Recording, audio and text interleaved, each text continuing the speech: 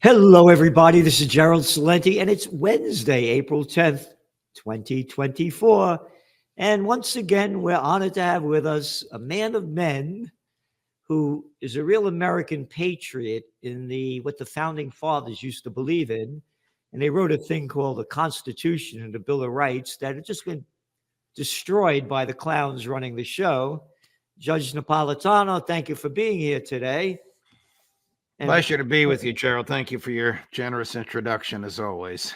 Well, it's the truth. It's what you're doing. There's no judge out there doing what you're doing and fighting for the rights of our nation on a legal end, which has just been destroyed. And again, go to the judge's site, Judging Freedom. The people that he has on there, the things that they're talking about, you're not going to hear anywhere else. And it's in the true meaning of the American spirit. And Judge has articles coming out tomorrow. He has them every Thursday. And one of them is going to be the CIA wants more power to spy on Americans. I mean, Judge, I'm reading this thing and I'm so angry. I'm angry. Americans need to be aware of the unbridled propensity of federal intelligence agencies to spy on all of us without search warrants as required by the Fourth Amendment to the United States Constitution. These agencies believe that the Fourth Amendment, which protects the individual rights of privacy, only regulates law enforcement and does not apply to domestic spying. And I got, these agencies believe, you right. How about what Mickey Mouse believes? How about what some arrogant little clown believes? Hey, what I believe. Screw you and screw the Constitution. It's what I believe. That's almost literally what they say. It's certainly what they mean, and it's certainly the way they behave. When I say they, I'm talking about the Congress. I mean, the reason I raise this is because Section 702 of the FISA Act, which allows the feds to spy on foreign persons in the United States without search warrants and on the Americans with whom they speak, is up for renewal next Friday. And Mike Johnson, the Speaker of the House of Representatives, who once opposed all this, has given every indication he's going to let it come to the floor and he's going to support its renewal with an expansion of federal authority. So right now, if I call a cousin in Florence, Italy, the feds can monitor that conversation without suspicion, without probable cause, and without a search warrant, just because my cousin is a foreign person talking to me, an American. And then they can monitor my conversations because I'm an American. What they want are called two more hops, which would allow them to spy on everyone I talk to you, like now I'm talking to you, and then another hop, everybody that you talk to. This is just crazy, and Congress is about to vote on this with no great national debate, just a voice vote with a half dozen libertarians and left-wing progressives opposing this. But the vast majority of Democrats and Republicans, and one Republican who could stop it, Mike Johnson, the Speaker, now in favor of it. I suspect, I say at the end of the column, that the intelligence community has dirt on so many members of Congress that that's the reason they keep voting to reconstitute these authorities and to increase the secret budgets, even though the Constitution says no money shall be spent but what is recorded in a public journal. Try and find out how the CIA or NSA or FBI are spending your tax dollars. You won't be able to. When I say in the beginning that no one's doing what you're doing and saying what you're saying, what you're talking about is not in the news at all. Nobody knows anything about this. And it's more of a robbing of our rights right in front of our eyes, but we're blinded by it. Oh, blinded by it. Don't forget to put the glasses on when you look at the solar eclipse. I mean, every damn day for how long? I'm sick of it myself. And it was just like a cloudy afternoon to me. Yeah.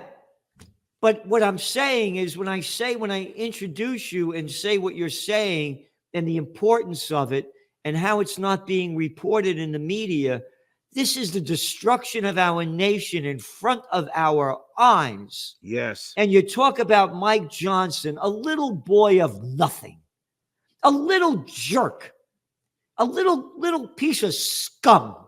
Hey, I'm going to decide. I mean, this is sick. Well, the country is not a republic any longer. It's an empire, and empires don't last. And empires continue to grab more and more power from individuals and from the subdivisions, the states, which constitute the empires. We are falling into that classic trap that has undone empires before us. But the reason this statute has a sunset clause every 5 years is so that every 5 years there can be a debate. Do we need to give the feds this kind of authority? There is no debate. As you pointed out, it's not mentioned anywhere. They're going to let Thomas Massie talk against it for 60 seconds, and then they're going to have a voice vote, and that's it.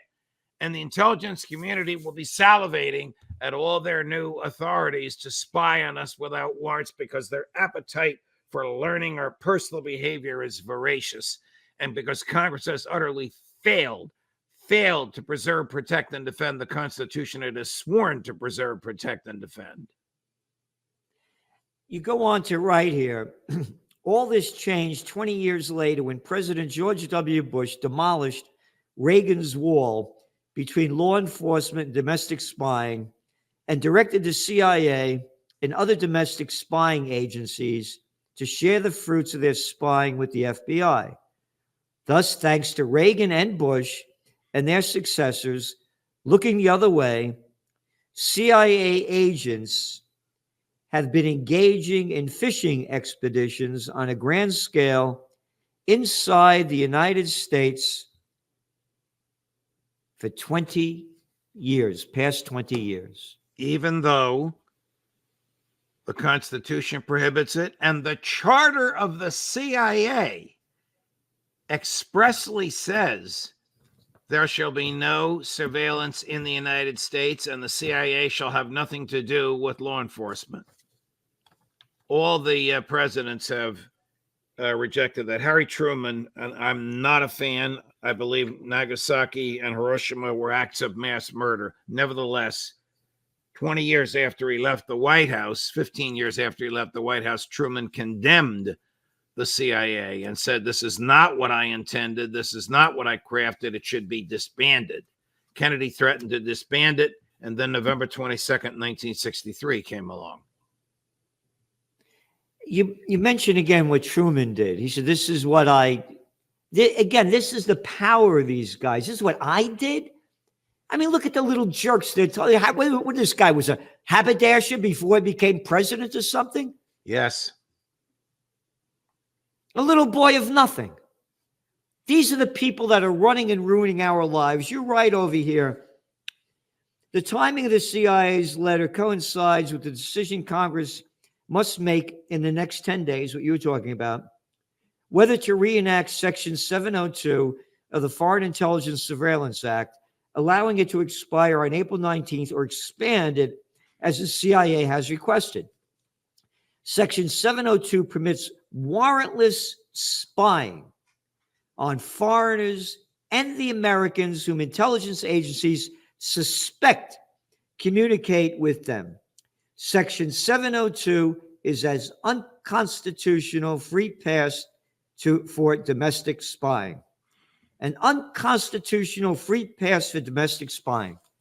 And none of this is in the media. No. And as I said, they'll let one libertarian and one lefty progressive talk on the floor of the House. Nobody will listen, and then they'll vote, and it'll become the law. There'll be no debate because these members of Congress are terrified of the intelligence community. I'll tell you a funny story.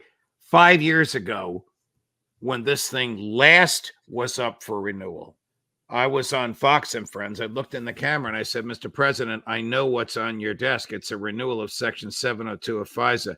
You must veto it because this is the same mentality and the same powers that spied on you before you were president. 10 minutes later, Trump tweets, I'm vetoing this thing.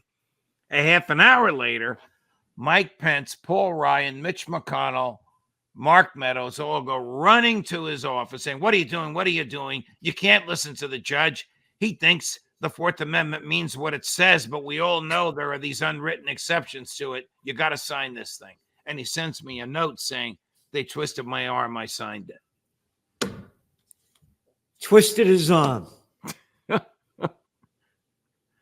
What a disgrace this country's turned into. What a clown show. What a clown show. You know, Judge, as I was mentioning, you have great people on your podcast, and everybody, again, go to Judging Freedom. It's remarkable. And of course, the major issue going on today is the genocide being committed in Gaza by the Israelis. But it's not genocide. You know why? Why? Because that other jerk, a little clown playing our Secretary of Defense, who's Lloyd Austin, whose former job was sitting on the board of directors of Raytheon, the second largest defense contractor. He said, quote, there's no evidence of genocide in Gaza. I guess he's blind. Senator Tommy Tuberville of Alabama yesterday asked Lloyd Austin under oath, I realize I'm going from Gaza to Ukraine, can Ukraine win? And Austin said yes. I mean, these people are just in another world. Ukraine is on life support. The $60 billion that Mike Johnson now is in favor of, and they're going to vote on, $40 billion of it stays right here to the military-industrial complex, and the rest goes to graft, to corruption. You know, by the way, here's the definition of genocide. It's from Oxford. The deliberate killing of a large number of people from a particular nation or ethnic group with the aim of destroying the nation or group.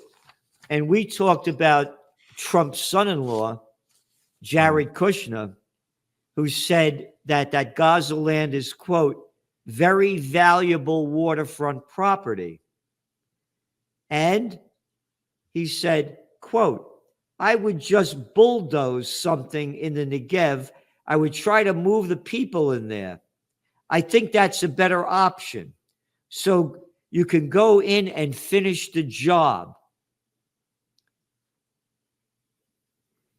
It's terrible that the Israelis and their allies in the U.S. have so demonized and diminished the humanity of the Palestinians, referring to them as subhumans. I got very emotional yesterday when I learned that one of the items embargoed that the Israelis will not let come into Gaza, two of them, diapers and anesthesia. Now, why would they ban diapers and anesthesia? Because they are so cruel, because they are engaged in monumental acts of cruelty and the slow eradication, the tortuous eradication by famine and disease and filth of the Palestinian people. Again, Jared Kushner, Trump's son-in-law. It's a little bit of an unfortunate situation there. A little bit of an unfortunate situation. Who are you talking to? Oh, I'm talking to the morons at Harvard. I'm speaking at Harvard. That's where he said this bullshit. But from Israel's perspective, I would do my best to move the people out of there and clean it up. Genocide, by definition. No one is calling him out for the words spewing out of his arrogant little mouth, genocide. My best to move the people out of there and clean it up. I don't know how this is going to end, Gerald, except if another country, not the U.S., comes in and resists Israel militarily, which will actually play into Netanyahu's hands, because the longer war goes on, the more he can postpone their elections, which will no doubt result in his being out of office and being a criminal defendant again. Again, you talked about Trump. And before you said about how, what is it? We've gone from a republic to a fall of an empire. Is that what you? Yes. We have more than 1,000 military installations overseas. Listen, though, if Tuberville had asked Austin about them, he couldn't answer what they were. Tuberville also said, is it true that we have 12 CIA stations in Ukraine? And the Secretary of Defense said, ask the director of the CIA. I mean, we are so overextended that our debt grows by $1 trillion a month. So now, I talked about Trump because, this is the presidential reality show. That's all it is. The election coming up. Jared Kushner's dad, Charles, who Trump pardoned, gave $1 million to a Trump super PAC.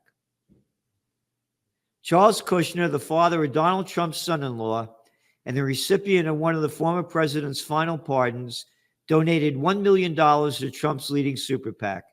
Kushner pleaded guilty in 2004 to a host of federal charges. You know what? It's a crime syndicate. Do you know? Hey, you don't have to go to jail. Don't you know who I am? Don't you know what? Give me some money. You don't have to go to jail. You know what one of those charges was? He was in a dispute with his brother-in-law over the ownership of real estate. He hired a prostitute to lure the brother-in-law to a hotel room, and they filmed his activity with the prostitute. They then sent the tape of that activity to Kushner's sister, the brother-in-law's husband, in order to get him to relent in these negotiations over the real estate. That's what he was prosecuted for. That is the perfect example of the evilness of the Kushner family. By their deeds, you shall know them. You know who stays in their mansion when he visits the United States? Netanyahu. Correct. Yep. No, this is serious, Judge, what's going on. And it's all that you mentioned about Iran. We have been warning in the Trends Journal now, only about, let's see, since October or before, the Middle East meltdown, that Israel is going to escalate the attacks against Iran. They've done it now, but here's, again, in trend forecasting, you see where Brent crude is now. You go back a couple of months ago, it was selling for $73 a barrel. Now it's over $90 a barrel. Ooh, boy. If not when, I should say when, Iran responds to Israel's latest murder of the Iranian commanders in the consulate in Syria, Netanyahu said they're going to respond back. That could drive oil prices up to above $130 a barrel. That in turn is going to crash the global economy and the equity markets. As we're speaking, the equity market's down. The Dow is down about almost 500 points because the inflation number came in, you ready? 0.1% higher than they estimated. 0.1%. So inflation's not going away. And it's much higher than the numbers that they're giving because they rigged those numbers. If, for example, housing prices went up. No, we're not putting housing prices in there. We have apartment rentals. We're changing the whole thing. People stopped eating steak. They're eating chopped meat now. The diet changed. So they rigged the numbers. The numbers are much higher. But even with the numbers that are coming out now, the economy can't handle it. If oil prices, not if, when oil prices skyrocket, this is going to crash the economy and You had mentioned what Netanyahu is doing. He wants to keep ramping up the war so they don't have elections. You're going to see the same thing in the United States. The people are ready. We're going to go to war. There is no one. Oh, you hear Trump, Biden said about Netanyahu. He said, it's a mistake what you're doing in Gaza. A mistake? A mistake? Oh, and people don't like my language. You had to speak that kind of stupid language. You can't say, you little bastard. What the F are you doing over there? No, it's a mistake. You're in kindergarten. Yesterday, the Iranians announced to the United States, we have decided not to close the Straits of Hormuz. That's a very powerful statement reminding the Western world that they can close it. And if they do, no trade goes in or out. Judge, we need peace on earth. And, where are the billionaires? Could you imagine if the billionaires put money in for peace? They're not into peace, Gerald, because they want the military-industrial complex to grind out instruments of war. Judge, thank you so much for being on. And everybody, as I said, go to the Judge's channel. The people that he has on there. Tell me some of the people you have on, Judge. Oh, yesterday I had two of my superstars, Scott Ritter and Colonel Douglas McGregor. And today I have a dear friend of yours and mine, the great Phil Giraldi. Giraldi's on at 3 o'clock Eastern, and Aaron Matei, the American-Israeli journalist who keeps finding stuff going on over there that the Israelis just do not want the Western world to know about. He's on with me now once a week as well, and he's on this afternoon. So tell me something about what Ritter and McGregor are saying and Giraldi. Well, Ritter is arguing that Ukraine is lost and the West doesn't understand it, and the West is deluding itself if it thinks that more money is going to save Ukraine. And McGregor is arguing, much as you just did, that the Israelis want to start a war with Iran and they want to drag the United States into it. But McGregor goes one step further and says Putin will not let Iran fall. Could you imagine? And Putin has already moved. The West doesn't know this. Troops and heavy naval vessels into the area, into the right around Iran. And Giraldi? Well, Giraldi is 110% with you and me on what's happening in Gaza, and he continues to explore the power that the Israeli lobby has over the American government. Yep. Everybody listening, Phil Giraldi was a former top CIA guy, and he went into little Georgie Bush's office when the Iraq war was heating up, and he showed him that there was proof that there were no weapons of mass destruction. Is that correct, Judge? And Bush threw him out and lied to the public. Yep. And these are the people running our lives. Yep. It's a freak show. And Giraldi is not your typical CIA agent. He has a PhD from the University of Chicago. He is extremely well-read and well-versed in America, no longer a republic, now an empire, and its subservience to the state of Israel. America, no longer a republic. It's an empire. And again, Phil Giraldi is a real man. He quit the CIA after that. Is that correct, Judge? He quit the CIA after Bush threw him out of the Oval Office for telling him the truth. Yep. Judge, thanks for being on. See you next week. You got it, my man. All the best.